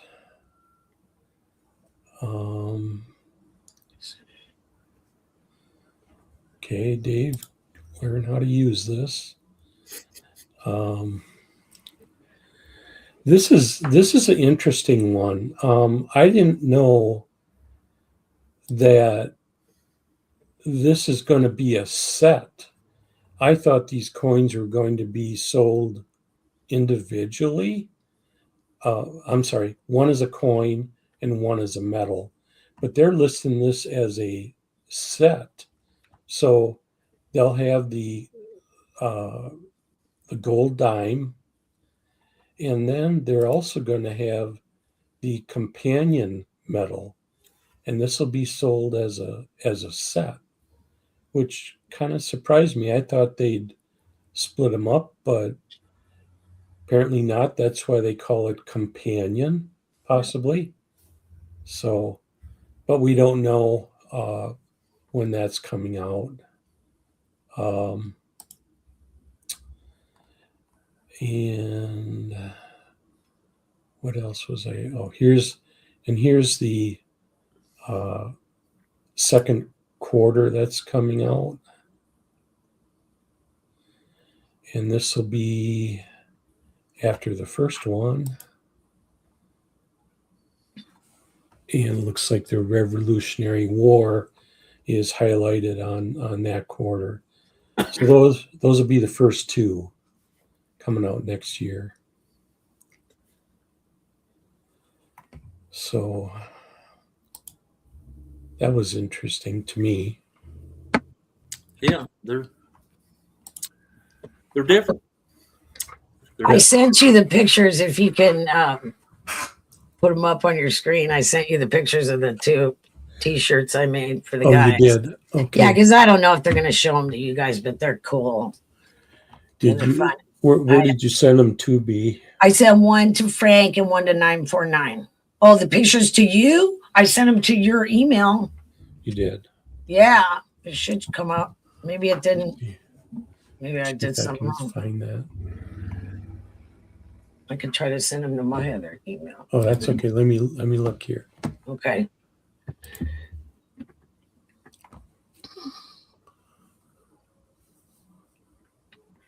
Oh, why don't I see you, B? Oh, I don't know. I thought I sent them. Here. I need to send them to myself here. Be easier, probably. I'd really like that Mercury Dynamo, David. That's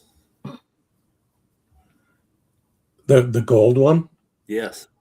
Yeah, that's a pretty coin. Let me try this. That, I imagine, will be on the expensive side. Yeah. More expensive than I can handle.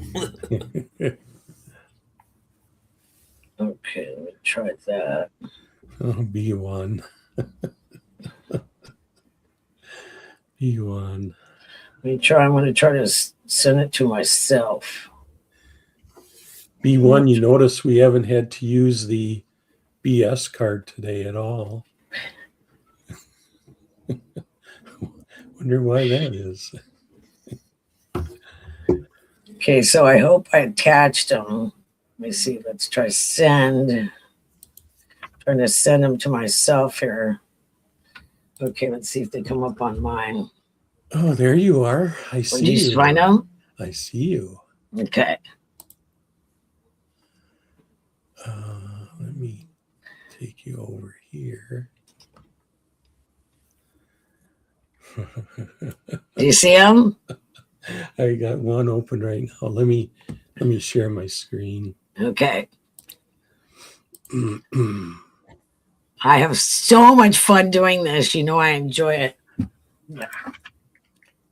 Okay, here we go, you guys. Look at this.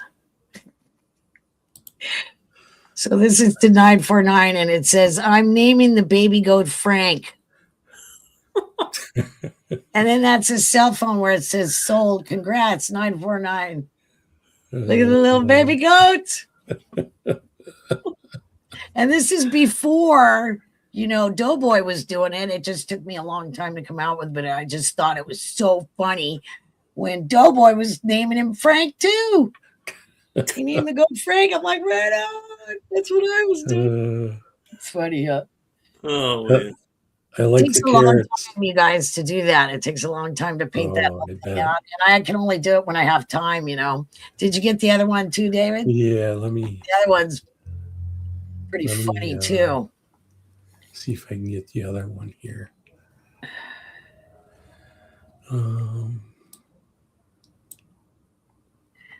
Yeah, there should have been 2 attachments. Let me look here.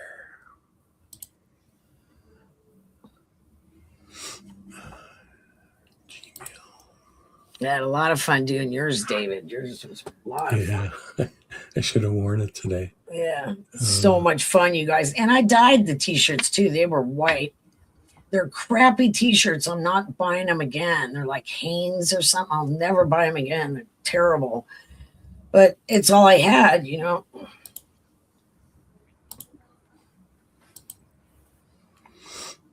Okay, here we go. Let me make it big here. Zuma. Zoom. Okay, there's Frank, you guys. The cool dude. Frank at the beach, you know, and Robert said it'd be funny to have him finding a slab coin, so stuck that right in there. Look at the slab coin. I see it. And he's wondering where the Nice. donkey is. Nice. Oh, I like that. That's cool. It's hard to do somebody metal detecting, you guys. I mean, it's not something you deal with every day. Sure.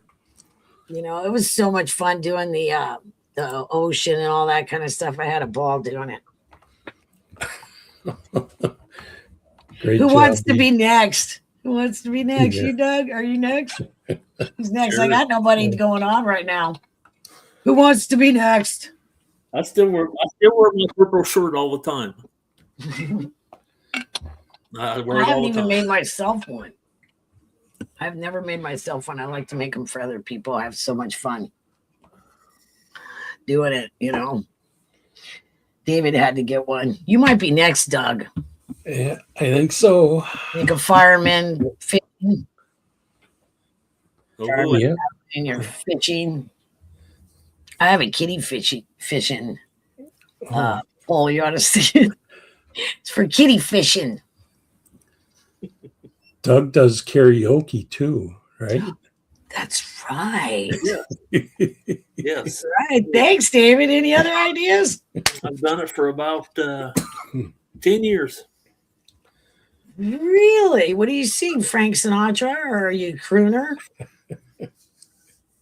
You wouldn't You know what a believe- crooner is, right? No, I'm not a crooner. Okay. I'm country, Oh, metal, country. I can hear all you three doing of that. them. I can hear you doing country western type stuff.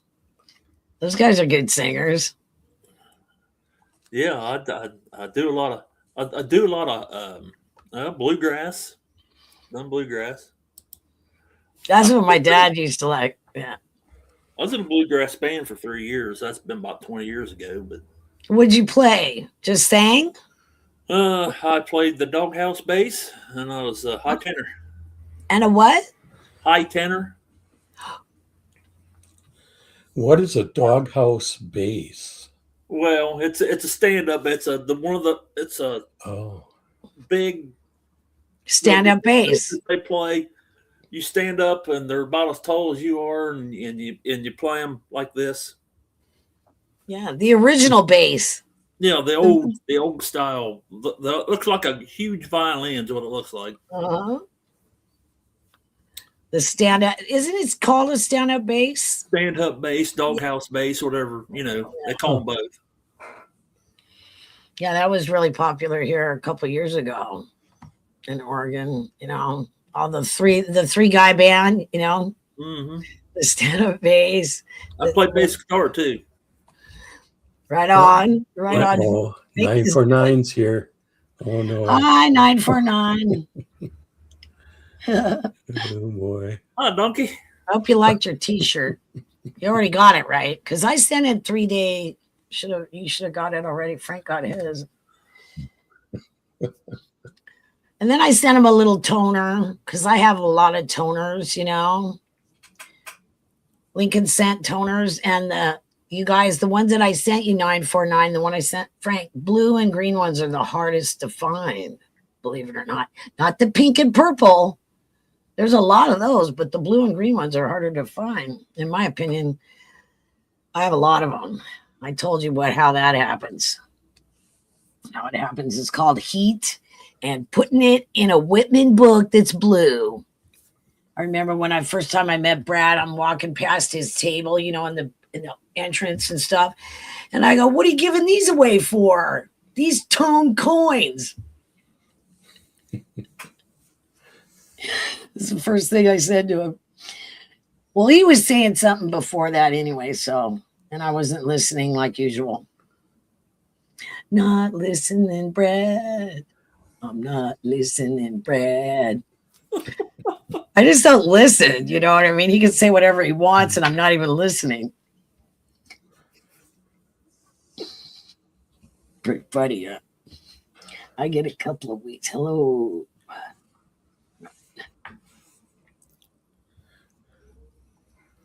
Where's Frank?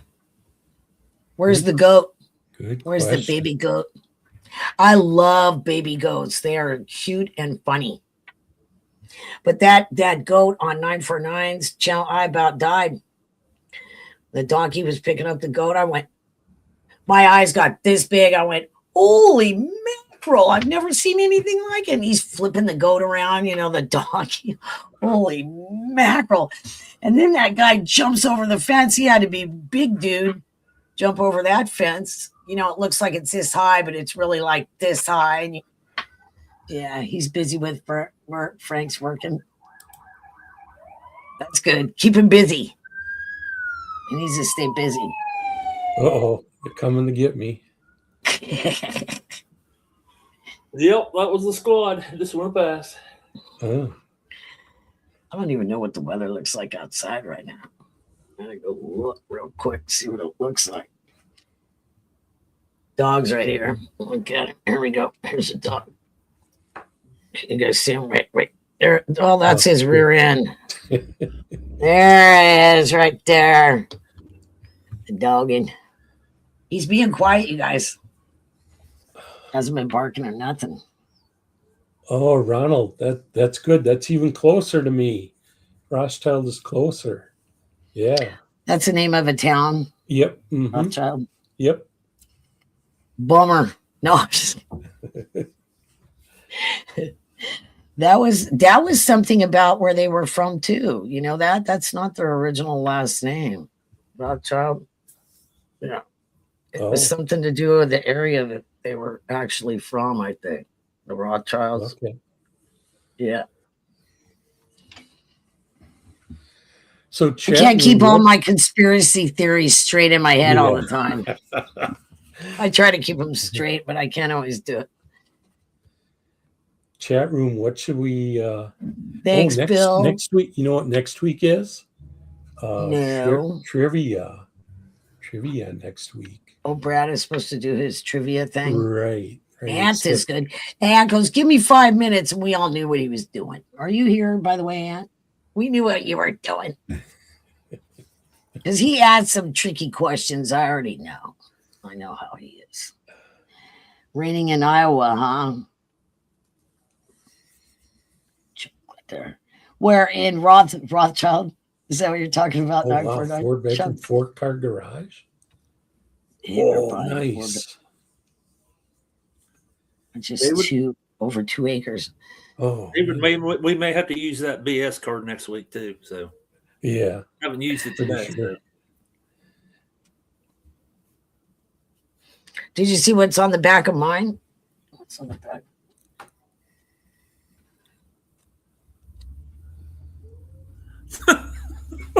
Hold on, B. Hold on.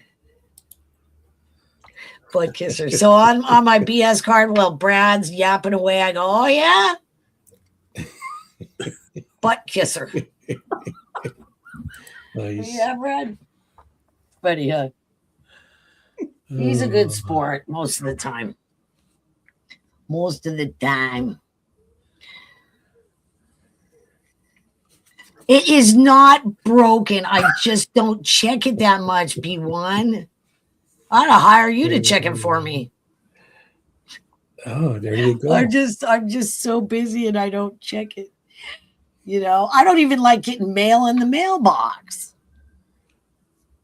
You know, maybe I'll give you my phone number or something. You can text me. Not if you're gonna bug me though. Oh man. See, I never call anybody. Ask David. I never call him. I never bug him. Nothing unless it's important. Now, if I'm texting you, it's important. He knows that. Otherwise, I don't bug people. I don't want them bugging me, so why should I bug them? You know, it's just the way it is. But he just gives me such a hard time about it. You know, he just likes to give me a hard time about it. Mr. Email. Box of candy canes and a banana, only 60 cents.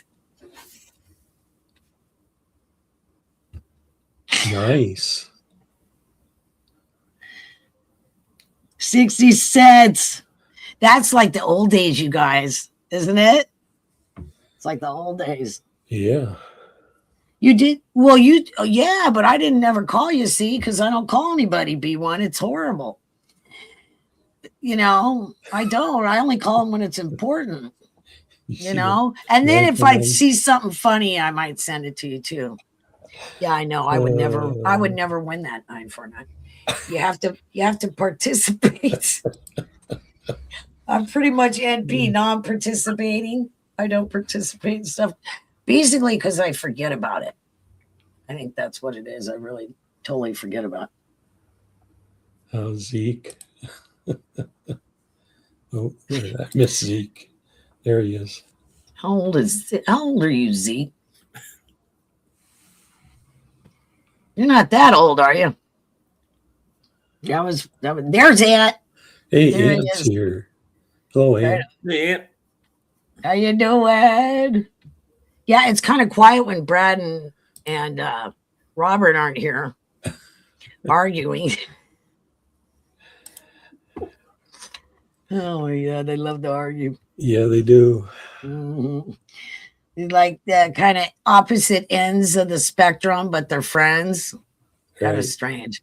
It's kind of funny at the coin show after we have dinner at one of the restaurants. We're all standing out in the parking lot. It's an interesting conversation, and I'm sure we look kind of funny too. It's like a bunch of old dudes, you know, and a few, like 4 women, and that's it. They're probably wondering what we're all doing together. You know, wonder what this group of people hang out together for. You know, kind of weird. Quite We missed Diane and Joe last year. We didn't get to have them last year. Yeah, I miss them. Yeah, they're so much fun. I hope they get to come this year. Yeah, me too. The dollar store, we're dollar store, not anymore. No kidding, Bill, huh? Now they have that thing where, you know, it'll say $3, $5 or whatever. But I think I just got a bunch of pretty decent, you know, clamps, you know, the clamps where you know, like that. Not too bad. They were like $5 each. It's not bad. Kind of like Harbor Freight prices from the Dollar Tree, which is, what's the difference? You know what I mean? He said he can't get on. He can't come on. Oh, he's so busy selling coins. That's why I was giving him a hard time. I go, the last coin show that he went to, I'm like, so what'd you sell? What was the popular thing that you sold, Because I'm usually so busy screwing around. I don't buy hardly anything at the coin show. I don't go there to buy coins. I go there to screw around with everybody and have a good time and socialize. I don't really go there to buy coins. People are like, what'd you buy? Nothing. RJ will buy stuff, but not me. I just there to have fun. Talk to Lincoln. I love talking to that guy. The guy that plays Abraham Lincoln. Did you talk to him this year, B? Or yeah, oh yeah. I do every time. I go, "How you doing?" And I ask him how his career is. He's made a career out of being Abraham Lincoln. I'm like, what'd you do lately? Did you have fun? What's the coolest thing you done lately and stuff? He's neat, and he tells this story, you guys, just like it's real. Right. Yeah. Right. And he's a big guy too, by the way. I sat right next to him. You saw him, Doug. Yeah. He's a big guy.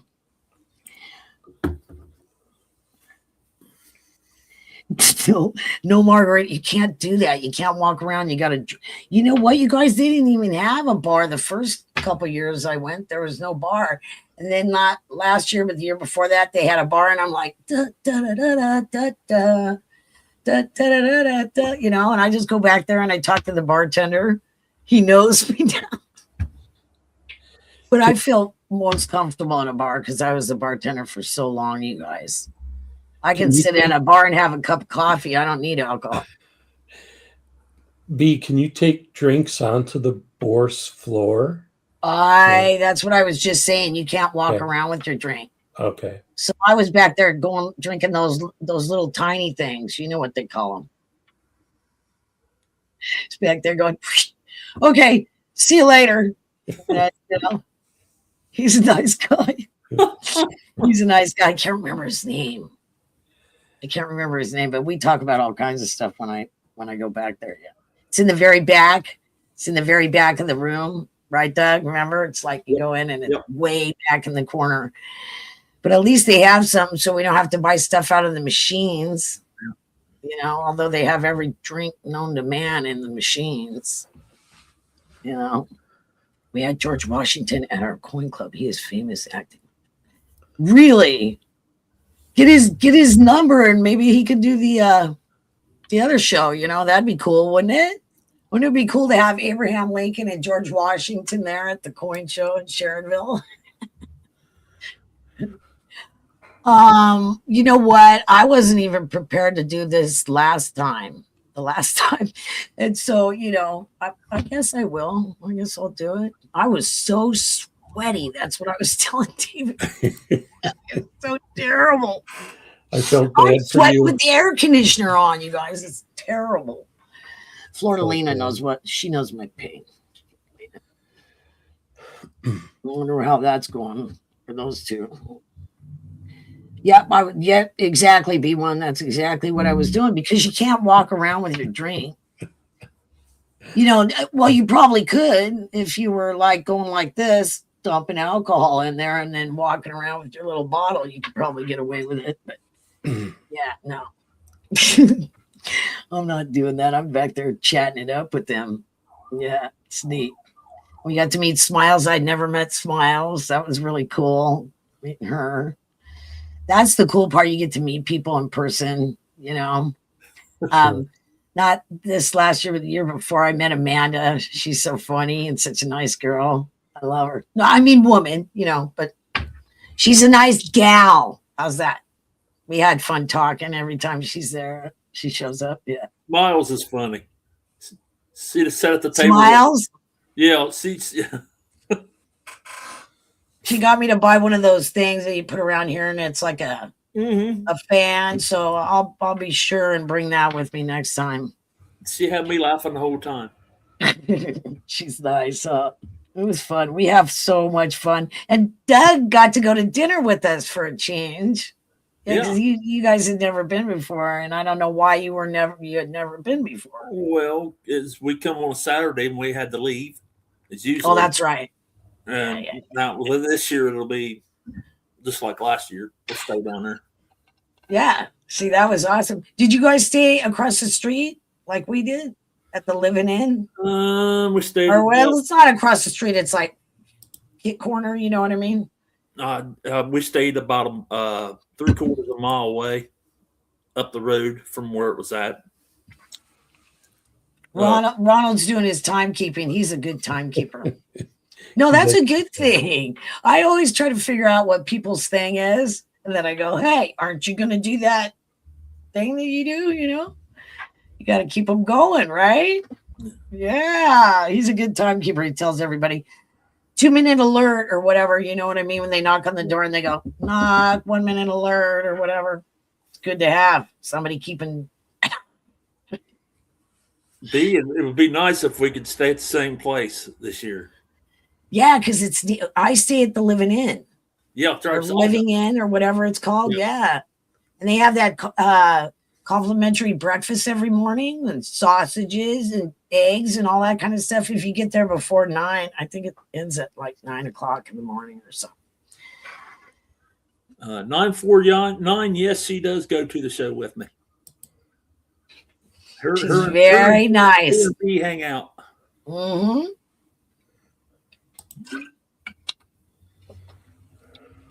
To a coin show, flying, and hotels.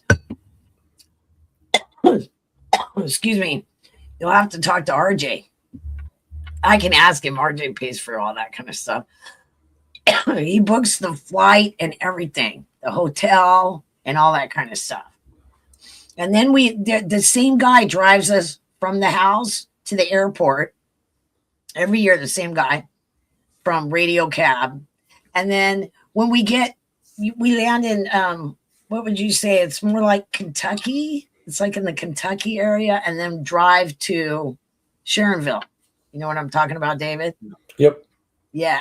So, and that same guy, this guy named Dexter, he waits for us there. Isn't that great? Wow. We finally got him a coin this last time. Dexter, we're trying to suck him in. Come on, Dexter. Come on, buddy. We haven't got him to go to the coin show yet, but we finally got him a coin. So maybe this time he'll go, this summer. Oh. Yeah, that's what the squirrels are doing in my neighborhood. Big time wrong. Yeah. And the dog thinks he's going to get one. Like this. He's moving like that. The dog, he thinks he's going to get him a squirrel. Yeah, right. But I have Frankie for her companion. So to be seen with the goat. That is just the coolest thing ever. Just the coolest thing ever. And then Doughboy came up with it, and I'm like, right on. That's exactly what I was thinking. I suppose we should probably head down the road, huh? Should we? I think so. Right on. You guys need to come up with some questions and stuff to put them in the chat. Anyway, I wanted to thank you all for coming. I enjoyed it. I had fun. I hope you learned something. I always do. And I want to thank David and Doug for co-hosting with me. And I hope you guys all had a nice new year. And let's pray for a good year this year, everyone. Thanks for coming. I love y'all. Bye. Thank y'all for coming out today. I hope you had a good time. I had a blast today. I like these kind of streams. We'll see you guys next week. Thanks, chat room, for being here today. Thanks, Doug. Thanks, B. Everybody, I think Robert's still having his sale tomorrow night as usual at I think it's at 7 p.m. Eastern, 6 p.m. Central. Yep. So I hope everybody finds the coins you're looking for, and hope you have a good evening. Good night.